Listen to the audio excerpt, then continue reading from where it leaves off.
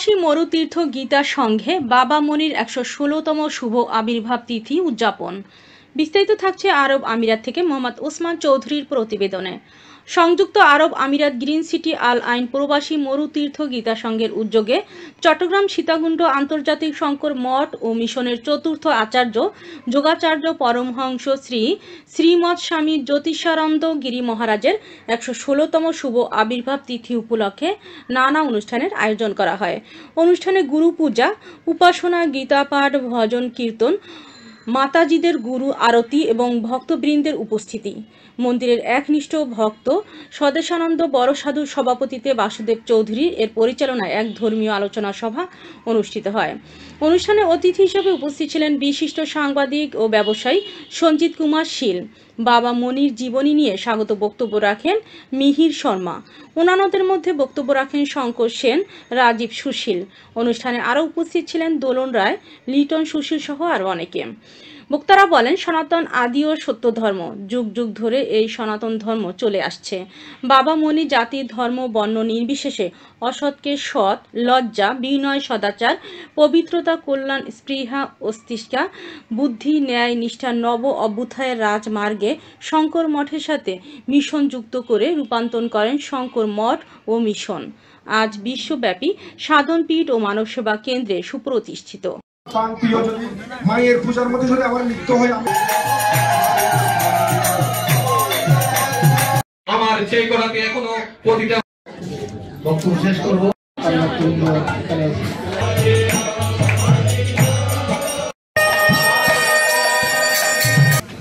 আমিরাতের বিভিন্ন প্রদেশে আজকে সনাতনীকে জাগ্রত করেছেন শ্রদ্ধেয় জগদীশানন্দ পুরী মহারাজ।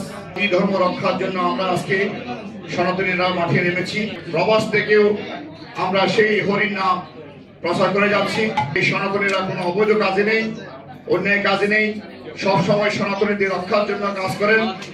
আমি শ্রদ্ধার সাথে স্মরণ করছি আজকে যিনি ৩ কোটি মানুষের জন্য অস্তিত্ব রক্ষার জন্য সনাতনীর জন্য মাঠে নেমেছেন, শ্রীময় প্রভু দাস প্রভু ব্রহ্মচারী। তিনি আজকে জেলে তিনি বন্দী আছেন।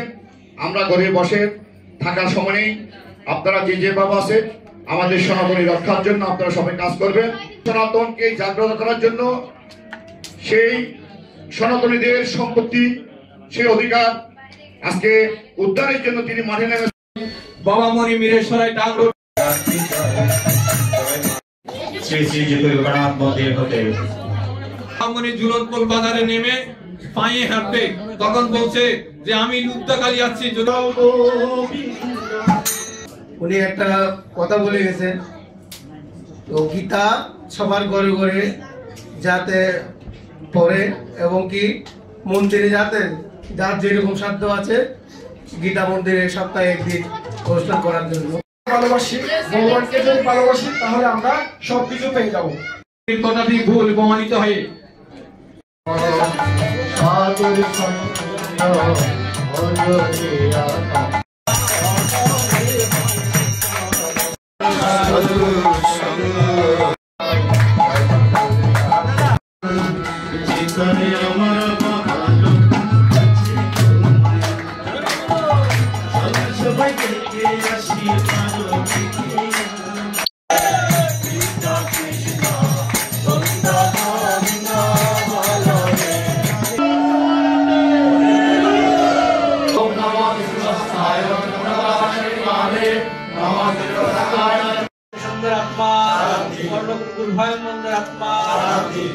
করেছেন যে এই সব